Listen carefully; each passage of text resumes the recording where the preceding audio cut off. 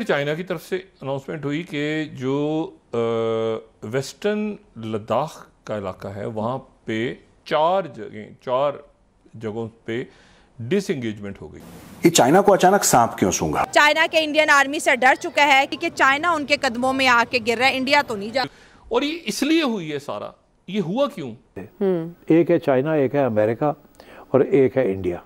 China की गले की हड्डी बन गया है। अगर चाइना इंडिया के सामने अपने हथियार गिरा रहा है तो व्हाई नॉट पाकिस्तान? उनके लफ्ज पता क्या हैं वांग जी की, आप सोच के हैरान हो जाएंगे। वो कहता है चाइना इंडिया जो है ये एंशिएंट ईस्टर्न सिविलाइजेशंस हैं। वाओ।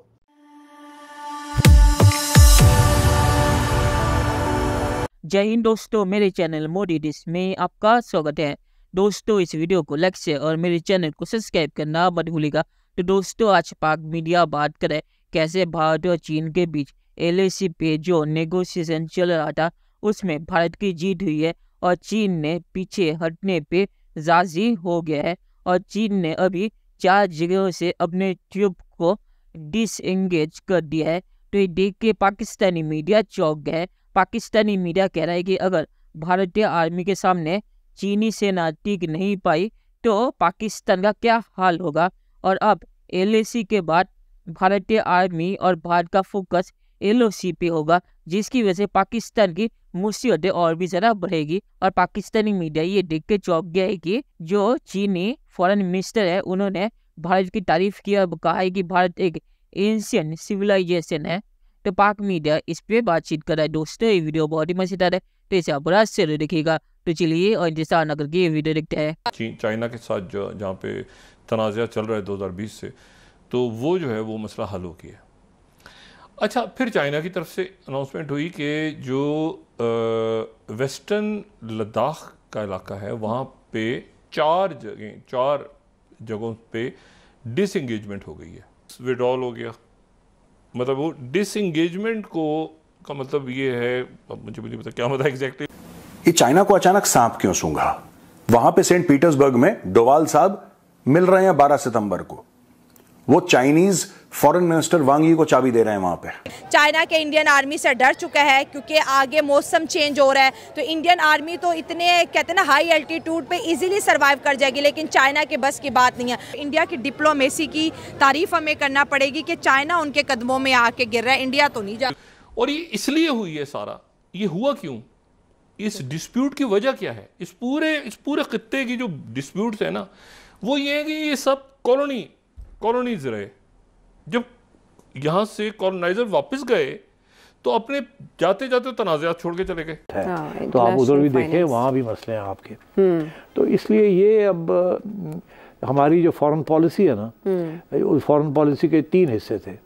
एक है चाइना, एक है अमेरिका और एक है इंडिया। चाइना की गले की हड्डी बन गया है, चाइना के गले की हड्डी भारत। लेकिन भारत के लिए यहां पे बहुत बड़ी चुनौती है, इन पे भरोसा नहीं करना यार। उनके साथ असुर बन के ही लड़ना पड़ता है, जो असुर शक्तियां होती हैं, और ये पाकिस्तान और चाइना असुर शक्तियां हैं। कि ये LOC का क्या बनेगा? लाइन ऑफ कंट्रोल जो कि कश्मीर के साथ चलती है, एक तरफ कश्मीर है पाकिस्तानी साइड और दूसरी तरफ इंडियन साइड, और यहाँ पर भी आप देखें कि भारतीय फौजें भी हैं, पाकिस्तानी फौजें भी हैं। अगर चाइना इंडिया के सामने अपने हथियार गिरा रहा है तो व्हाई नॉट पाकिस्तान? हम तो इंडिया के मुकाबले बहुत छोटा मुल्क, बहुत छोटी इकोनॉमी। क्या है, आपको कॉम्प्रोमाइजेस करने पड़ेंगे, ठीक है? इंडिया कह रहा है कश्मीर पे कॉम्प्रोमाइज करो, सीधा उनका भाई सीधी बात है। नहीं कि चाइना के साथ 75% डिसएंगेजमेंट की जो मसले थे वो हल हो गए हैं। अब नेशनल सिक्योरिटी एडवाइजर जो है भारत के, अजीत डोवल साहब, वो कह रहे हैं जी कि बॉर्डर के ऊपर अमन है। आपको पता है this is the first time, ये पहली दफा ऐसा हो रहा है। अब तो सुनने में ये आ रहा है कि प्लेसेस लाइक डेमचौक, हम जो डेप्सैंग है वहां से भी निकल रहे हैं। जो चाइनीज फॉरेन मिनिस्ट्री की स्पोक्सपर्सन है मॉर्निंग, उन्होंने कहा कि जो चाइनीज ट्रूप्स हैं उन्होंने बहुत सारे एरिया से विड्रॉ किया ईस्टर्न लद्दाख में, इंक्लूडिंग गलवान वैली।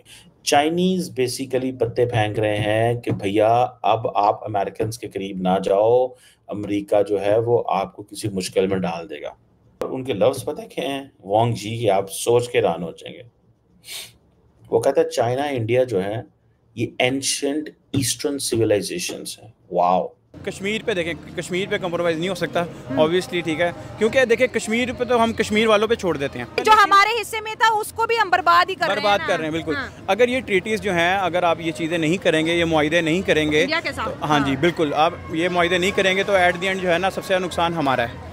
इंडिया को तो कोई नुकसान नहीं है, सही बात है, हम नुकसान वाली साइड पर हम हैं, ठीक है। आप जिस मर्जी चीज़ में उठा लें, जिस चीज़ में हम छोटी से छोटी चीज़ ले लें और बड़ी से बड़ी चीज़ ले लें, नुकसान सिर्फ हमारा है।